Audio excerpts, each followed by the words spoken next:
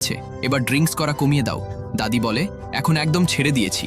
তখন দেখা যায় তার পাশেই তার বন্ধুরা ড্রিঙ্কস করছে আর তাকে জলদি আসতে বলছে। জং ফোন কেটে দিয়ে বলে উনি কখনোই ভালো হবে না। এরপর ছোয়া তার জন্মদিনের উপহার চায়, বলে অ্যামিউজমেন্ট পার্কের টিকিট চেয়েছিলাম, তা না দিয়ে টেবিলে এগুলা কি রেখেছ? জং বলে এই খাবারটা কিনে না দিলে ছোটবেলায় কত কান্না করতে। তখন ছোয়া তাকে সুরসুরি দিয়ে জিজ্ঞাসা করে, আমার উপহার কোথায়? জং বলে, সোফার নিচে দেখো, সেখানে একটা বক্স ছিল যার ভিতরে ছিল পার্কের টিকিট আর একটি হেডফোন। শব্দ শুনে বাহিরে তাকিয়ে দেখে পাশের বাড়ির আঙ্কেল আন্টি মারপিট করছে। এই মজার দৃশ্য দেখে মোবাইলের ক্যামেরা অন করে। তখন মহিলাটি তার স্বামীর ঘাড়ে কামড় দিয়ে তাদের দিকে আসতে থাকে। তখন তারা দুজন লুকিয়ে যায়। মহিলাটি তাদের কাছে আসে আর মাথা দিয়ে জোরে জোরে দেওয়ালে আঘাত করতে থাকে। জং ছোয়াকে ভিতরে পাঠিয়ে দেয় আর জম্বিটা কাঁচ ভেঙে ভিতরে ঢোকলে সোফার নিচে আটকে দেয়। এরপর তারা বাহিরে চলে আসে। সেখানে ছিল অনেক জম্বি। আশেপাশের সব লোক সহ একটি কুকুরও জম্বি হয়ে গিয়েছিল।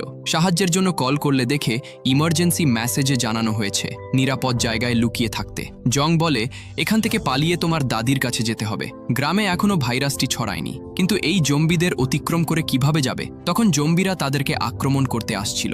তখন হঠাৎই ছোঁয়া বুদ্ধি করে হাত মুড়ে নেয়, পা বেঁকে নেয় আর পুরোপুরি জম্বিদের নকল করতে থাকে। পাশে থাকা বাবা তার অ্যাক্টিং দেখে এতটাই ইমপ্রেস হয়ে যায় যে নিজেও সেভাবেই চলতে থাকে। তখনই একটি জম্বি জংকে কামড় দিতে আসলে সেও জোরে গর্জে ওঠে। জম্বি পুরোই বোকা হয়ে যায়। এটা দেখে দুজনের মনে হয় কাজ হয়ে গেছে আর তারা সেখানে জম্বিদের মধ্যেই অদ্ভুতভাবে নাচতে থাকে। কিন্তু মাস্তি বেশিক্ষণ চলে না, কারণ জম্বিদের শক হয়ে যায় আর তারা গর্জে গিয়ে দুজনের উপর ঝাঁপিয়ে পড়ে। জীবন বাঁচানোর জন্য বাপ বেটি ভাগতে থাকে। তখনই মেয়ে পড়ে যায় আর অবস্থা আরও খারাপ হয়ে যায়। পাশের জম্বি দাদি সোজা তার উপর এসে পড়ে। ঠিক তখনই বাবা এসে নিজের মেয়েকে ঢেকে ফেলে।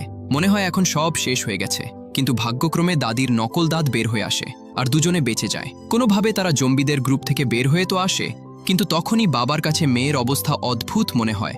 কারণ একটু আগে যখন জং মেয়েকে এক জায়গায় লুকিয়ে রেখে গাড়ি আনতে গিয়েছিল, তখন একটি বাচ্চা জম্বি এসে তাকে কামড়ে দিয়েছিল। ছোঁয়া বলে, আমি জম্বি হতে চাই না, আমাকে বাঁচাও। জং বলে, এই ছোট কামড়ে তোমার কিছু হবে না, আমরা হসপিটালে যাব।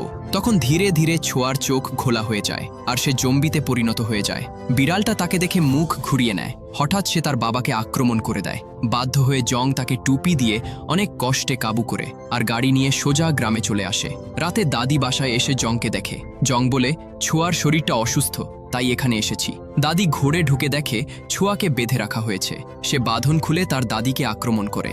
এটা দেখে দাদি শরীর চুলকানোর ডান্ডা দিয়ে তার মাথায় মারে। ছোঁয়া অজ্ঞান হয়ে যায়। এরপর টিভিতে দেখে ভাইরাসটা এখনো গ্রামে ছড়ায়নি। জম্বিগুলোকে মারার জন্য বড় সামরিক বাহিনী তৈরি করা হয়েছে। সে হাসপাতালে যায়। সেখানে দেখে একটি মহিলা তার জম্বি ছেলেকে না মারার জন্য রিকোয়েস্ট করছে। তখন তার ছেলেটাই তাকে কামড়ে দেয়। তখন মিলিটারিরা মা ছেলে দুজনকেই মেরে ফেলে। এসব দেখে জং